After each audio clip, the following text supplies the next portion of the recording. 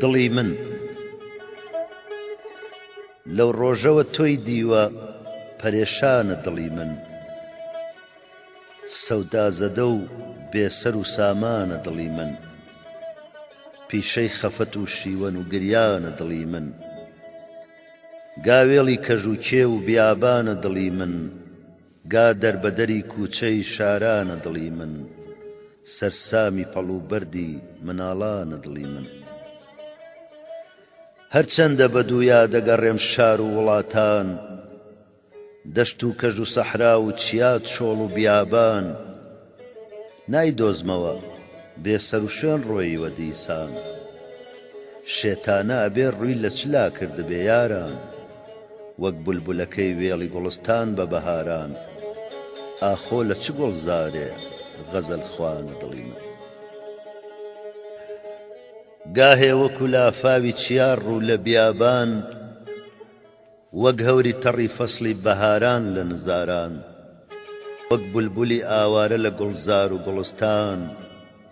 مەستانە ئەسووڕێتەوە هێلانە پەرێشان شمشاڵی گەرووی پڕ لە چریکەی غەم و هیجران هەر ساتە بە دەردێکەوە ناڵانە دڵی من ساتێ بە هەوا و مەیلی پەرستش بە گوڵی ڕوود جێی مەسجیدە بۆ سوجدەی میحرابی دووەبرود بەینێ بە خەیاڵاتی گرێ و پێچی سەری مود پابەندی کڵێسایە بە زناری دووگێ سوود حەیرانە لە بەڕووت و پەرێشانە لە بەرموود گەه کافر و گەه شێخ و موسڵمانە دڵی من ساتێ نەبوو دنیا بگەڕێت تۆزێ بە کامی ڕۆژێ نەبوو سەد دەفعەکە نەکولێتەوە زامی زۆرم پەلە کرد دڵ نەبێ جیرۆدەی دامی بێهودە بوو خۆی تووشی بەڵا کرد بە نەفامی ڕۆحی بەفیدا کرد و کەچی هەر نەبوو ڕامی ئێستا بە شەو و ڕۆژ بەشی گریانە دڵی من نەمدیوە دڵی وا بەد و ئاخر شەڕ و نەکبەت ڕێ لێ هەڵەبووی چۆڵ و بیابانی محیبەت لاسار و سەهەندە و سەرە ڕۆ و سەر بە موسیبەت وەک بایە لە لای سەرزەنش و پەند و نەسیحەت گوێ ناگرێ لە جوێن و هەڕەشە و تەعن و مەلامەت یا ڕەب چ بێهۆش و چ نادانە دڵی من سەد خۆزگە بێ بەو ڕۆژە کە نەمبیستە بوو ناوت نەمچێشتە بوو تامی مەیخانەی چاوت نەیدی بوو دەس و پێی دڵەکەم هەڵقەی داوت ئازاد بوو لە پێچ و خەمی ئەگریجەی خاوت وا ئێستا لە تاو ئاگری هیجرانی بەتاوت فرمێسکی ئەڵەی تەرزە و بارانە دڵی من خۆ کفری نەکرد تێپەڕی کرد ڕۆژێ بەلاتا زوو هۆگرت بوو وا کە ئەگریا بە دواتە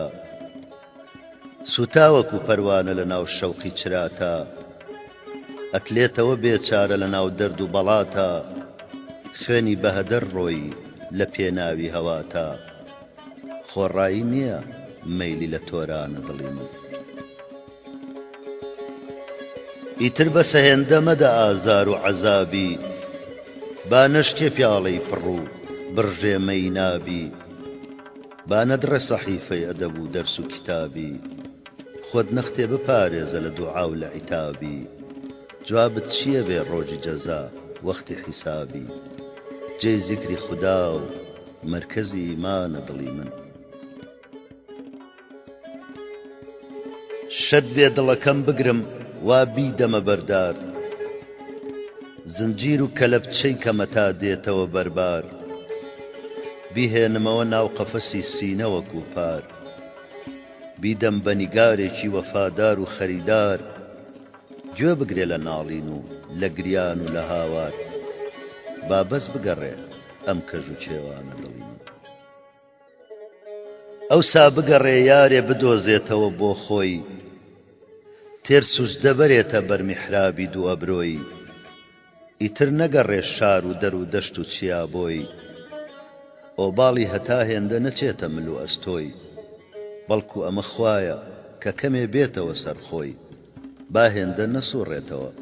شێتانە دڵی من. بڕوا سەری خۆی هەڵگرێ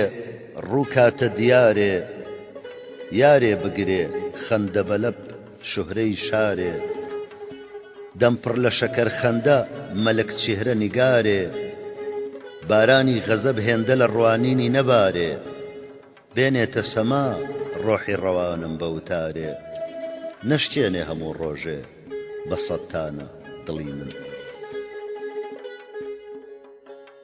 یارێکی وەها ترسی خوداوەندی لەلابێ، ڕەحمی بەقەدەر زەڕڕەی مویە لە دڵا بێ، ترسێکی لە پرسینەوەی ڕۆژی جەزا بێ، دەرحەق بە محیبانی بەعەهد و بەوەفا بێ، زوڵمێکی کەبوو مەرحەمەتیشی لەگەڵا بێ، دەست هەڵگرێ لەم شیوەن و گریانە دڵی من. ئەم ئاهوو ئەنینی دڵە گیانە بەشکایەت، هەر بەردی سەری ڕێتە تا ڕۆژی قیامەت، تۆ تێمەگە ئەفسانەیە کردوویە بە عادەت، هەر خاچی بەری پێتە بە شەوق و بە شەتارەت، بیبەخشە کە خنکاوە بە لافاوی نەدامەت، هەرچەندە کەلاسارە بەسە زمانە دڵی من. وا دیارە کە ئاگاد لە دەمی خۆت نییە نووری، تۆ شاعری لای خۆت و ئەڵێن ئەهلی شعوری، ببڕێتەوە ئەم ڕاز و سکاڵایە لە دووری، ئەی مایەی ڕووناچی دوودیدەی نووری،